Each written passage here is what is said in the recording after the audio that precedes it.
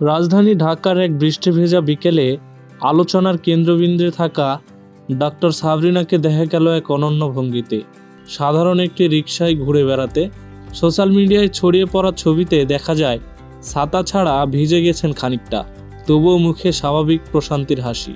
এই দৃশ্য দেখে অনেকেই অবাক হয়েছেন। আলোচিত চিকিৎসক ডক্টর সাবরিনা, যিনি অতীতে নানা বিতর্কে জড়িয়েছেন, তাকে এভাবে সাধারণ মানুষের মতো রাস্তায় ঘুরতে দেখা অনেকেই বিস্মিত হয়েছেন। কেউ কেউ প্রশংসাও করছেন। এই ঘটনাকে কেন্দ্র করে সামাজিক যোগাযোগ মাধ্যমে শুরু হয়েছে নানা আলোচনা। কেউ বলছেন এটা যদি সচেতন ইমেজ পরিবর্তনের কৌশল হয় তাহলে তা বেশ ভালোভাবে কাজ করেছে। আবার কেউ বলছেন এই শহরে বৃষ্টি আর রিকশার টানে কেই বা আটকে রাখতে পারে। যাই হোক, ডক্টর সাবরিনা এই ব্যতিক্রমী রিকশা যাত্রা যেন নতুন করে আলোচনার জন্ম দিল, এবার একটু ভিন্ন রঙে।